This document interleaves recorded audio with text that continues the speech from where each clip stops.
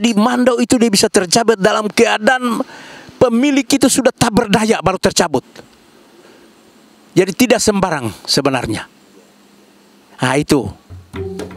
Awalnya, saat ditugaskan menjadi kepala Museum Balanga, Berti Letrola menganggap bahwa semua mandau sama dan hanya sebilah pedang senjata tradisional suku Dayak. Ia tidak percaya begitu saja bahwa ada mandau tertentu yang memiliki kekuatan magis supranatural dan menganggapnya hanya sebagai mitos belaka. Namun seiring berjalannya waktu dan pengalaman yang dialaminya sendiri, Berti semakin memahami bahwa mandau sangat sakral dan mengandung sebuah simbol martabat dan harga diri suku Dayak. Mandau adalah alat untuk mempertahankan dan membela diri ketika menghadapi serangan dan tekanan yang mengancam nyawa. Jadi mandau itu dia bisa tercabut dalam keadaan pemilik itu sudah tak berdaya baru tercabut. Jadi tidak sembarang sebenarnya. Nah itu.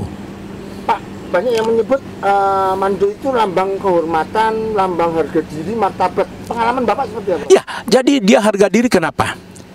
Dia disebut harga diri kenapa? Dia tercabut apabila membela diri. Apabila sebuah tekanan itu terjadi, jangankan kalau misalnya kita dalam satu keluarga, mandau itu mau dipakai untuk sesuatu perebutan, harus ada kesepakatan dari keluarga itu. Ini mau digunakan untuk ini, penuh wawancara dulu, diskusi. Kamu menggunakan mandau untuk apa? Untuk apa? Ditanya oleh keluarga yang lain. Jangan salah gunakan barang ini karena pesan leluhur kita begini. Ketika kita, ya katakanlah kalau dengan pepatah, ya kalau orang berenang air kalau sudah sampai di leher ya baru bisa berbuat sesuatu. Tapi selama masih bisa lari ya lari aja kan begitu. Tapi kalau memang tidak bisa lagi, selain hanya mandau itu terhunus ya hunuskan. Nah disitulah yang disebut dengan harga diri. Oh, berarti simbol untuk mempertahankan diri. Mempertahankan diri. Itu maknanya itu. Iya. Jadi kalau sudah terisi begitu Pak ya, ini jadi mandau itu seolah-olah punya nyawa sendiri. Iya, benar.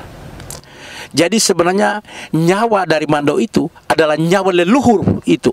Leluhur dari pemilik mandau itu. Jadi di sini kalau ada istilah datuhyang, artinya datuknya.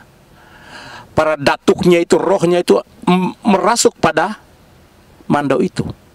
Ketika dia dicabut dan dia bergerak. Dan roh leluhur itu yang bisa menunjukkan bahwa orang itu di mana.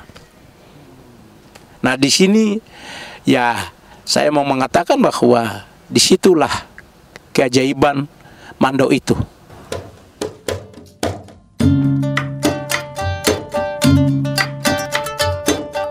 Setelah berbagai pengalaman yang dialaminya, Berti menyebut bahwa mandau mengandung nilai filosofis yang dalam.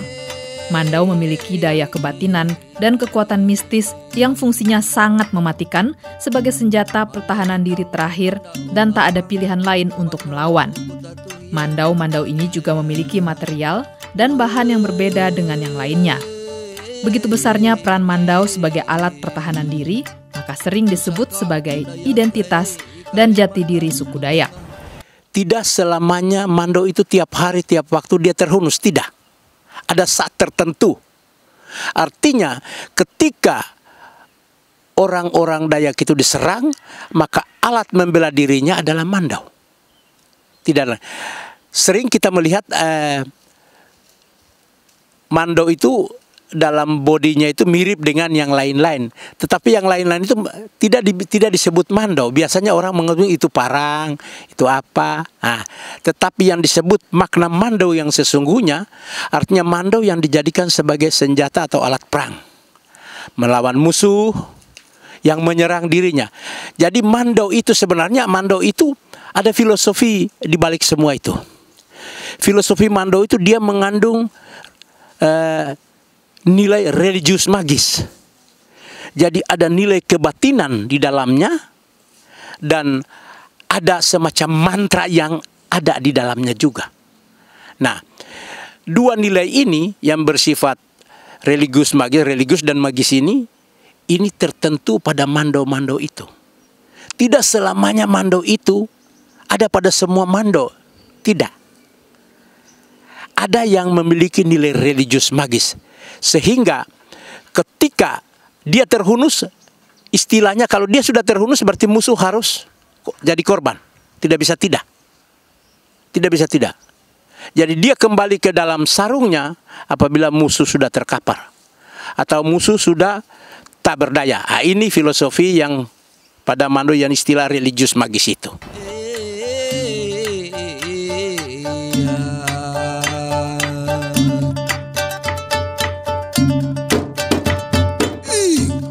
Setelah menjalani tugasnya sebagai kepala Museum Balanga, Berti Ledtrola mendapati berbagai pengalaman dan kenyataan bahwa ada mandau tertentu yang memiliki kekuatan supranatural yang sulit dijangkau dengan akal sehat. Ada sejumlah mandau yang sangat keramat karena ditinggali oleh roh dan arwah leluhur suku Dayak yang dihormati. Mandau ini membutuhkan perlakuan khusus, seperti rutin diberi sesajen dan harus disimpan di tempat yang bersih dan terawat. Jika tidak, Berti mengaku bahwa mandau-mandau khusus ini bisa berloncatan, bergelutuk, bergeser, dan saling bertabrakan tak beraturan. Bertahun menjadi kepala museum, ia sudah mahfum dan mengerti jika pihak pengelola museum lupa memberikan sesajen, senjata-senjata tajam yang disimpan di ruangan khusus ini bisa saling berhantaman dan seakan berkelahi satu sama lain. Polda Kalimantan Tengah, barang-barang tangkapan ketika itu kalau salah taruh itu alat yang satu berontak dengan alat yang lain itu. Cirurut bisa berontak dengan mandau segala macam. Ada aneh keanehan gitu. Aneh-aneh saja. Jadi saya dalam hati ini percaya tidak percaya, tapi inilah kenyataan. Kenyataan yang saya lihat. Orang boleh mengatakan mungkin dari optik iman dan sebagainya dia tidak percaya. Tetapi saya mau mengatakan saya dulu begitu, tapi saya lihat begini.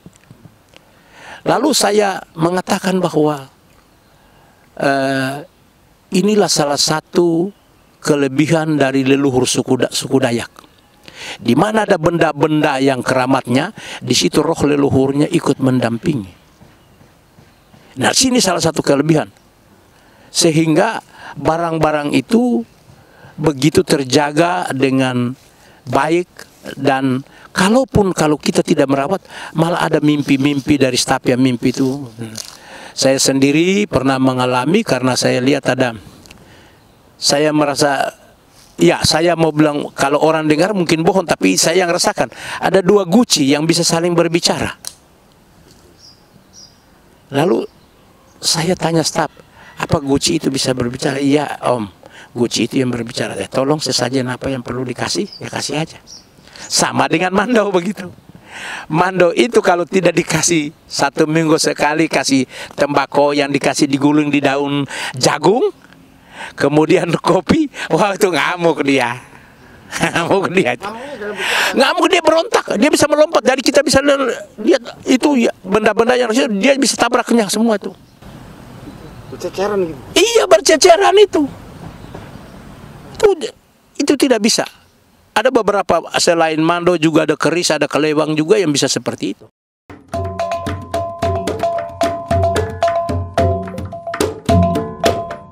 Pandangan lainnya datang dari seorang budayawan Kalimantan Tengah, Sidik Usop. Ia menyebut, mandau tak hanya sebagai alat perang dan pertahanan diri, namun sebagai alat untuk menghindarkan gangguan ketika masyarakat Dayak bekerja di ladang, hutan, atau kebun. Sidik Usop mengatakan, nama mandau semakin terkenal ketika Provinsi Kalimantan Tengah ingin menjadi provinsi mandiri dan otonom. Saat itu ada sebuah organisasi yang menamakan dirinya Mandau Telawang Pancasila. Organisasi ini telah banyak berjuang dalam merintis dan mendirikan Provinsi Kalimantan Tengah. Salah satu senjata dari komunitas Dayak itu adalah mandau. Mandau itu adalah senjata yang terkait dengan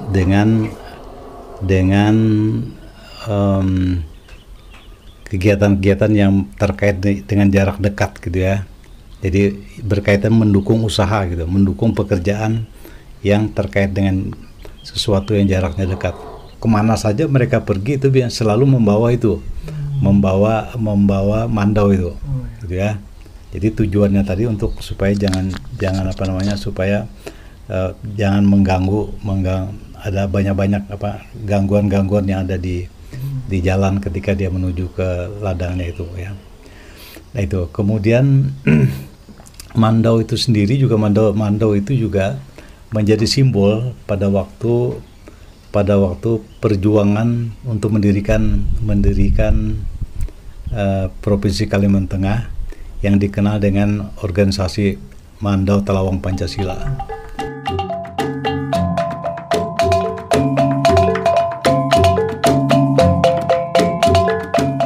Ia menceritakan bahwa dalam sejarah dan perjalanannya, suku Dayak sering berdiam di tengah hutan dan memerlukan senjata untuk menghindarkan resiko seperti pohon yang jatuh atau ular yang mengganggu. Sebagai simbol itu melekat gitu ya dalam perjuangan, kemudian di dalam pekerjaan sehari-hari dia akan berkaitan dengan mandau untuk yang jarak dekat ya, usaha-usaha yang misalnya untuk apa namanya itu menebang pohon-pohon yang roboh dan segala macam tadi gitu ya.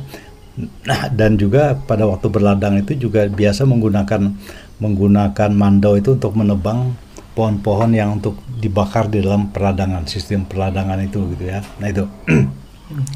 Nah jadi fungsi mandau itu sebenarnya lebih banyak berhubungan dengan fungsi untuk mendukung pekerjaan. Mendukung pekerjaan. Jadi bukan untuk perang gitu ya, bukan untuk peperangan.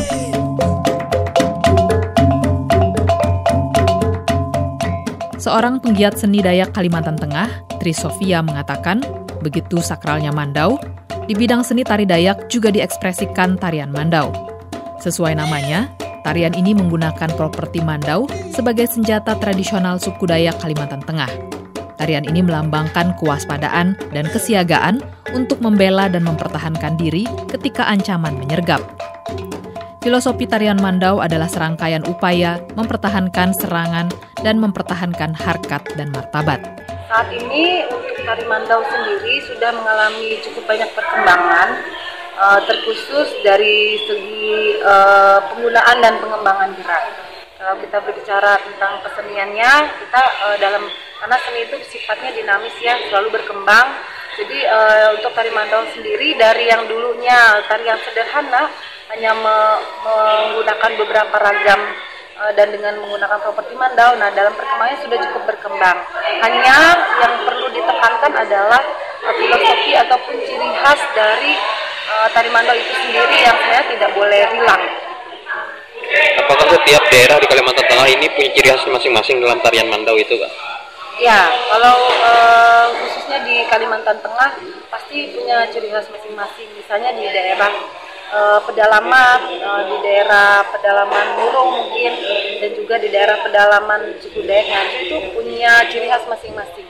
Khususnya untuk ragam gerak kinyah ya, karena mandau itu terkenal dengan gerakan kinyahnya, gerakan yang menggambarkan ekspresi kita terhadap alam dan juga lingkungan sekitar. Ya, mungkin pertanyaan terakhir, upaya dari pelestarian tari mandau ini apa yang telah dilakukan Kakak sebagai pegiat budaya Kalimantan Tengah gitu?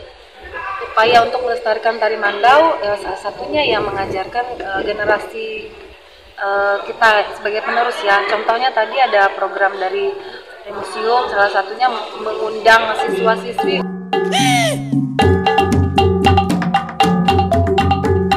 Eksistensi mandau juga terlihat dari masih diproduksinya bilahan mandau dari sejumlah pandai besi di Kalimantan Tengah. Seorang pandai besi di Kota Palangkaraya, Ebit mengatakan, sering mendapat pesanan mandau untuk hiasan dan pajangan. Lama pengerjaan dan ongkosnya sesuai dengan tingkat kesulitan dan material yang digunakan. Namun rata-rata ia bisa membuat 2 bilah mandau tanpa gagang pegangan. Ia berharap kerajinan pembuatan mandau masih bisa diturunkan hingga anak cucu selanjutnya. Biasanya orang kampung, orang rumahan Pak, buat pajangan, biasanya gitu-gitulah. Tapi yang finalnya siapa? Yang finalisasinya Nanti, terus yang nanti mereka bawa ke tempat lain lagi Pak. Oh gitu. Iya. Oh gitu ya. Berapa tahun Bapak menekuni mandau ya ini? Kalau dari segi mandaunya Pak, ya mungkin sekitar 10 tahunan lah. Kalau kerja kayak gininya dari kecil Pak. Iya. Memang banyak ya orang-orang sini sendiri atau orang-orang dari Indonesia lain ada lah Pak? Kadang-kadang dari Jawa juga ada, Pak. Oh gitu ya. Iya. Jadi Bapak setelah dapat pesanan, Bapak habis selesai menentuin ini harganya sekian gitu ya? Iya, biasanya sebelum kita kerjakan kita tentukan harga dulu, Pak. Iya. Jadi kan saya lihat motifnya dulu, panjangnya, bahannya apa. Nah, saya tentukan harganya.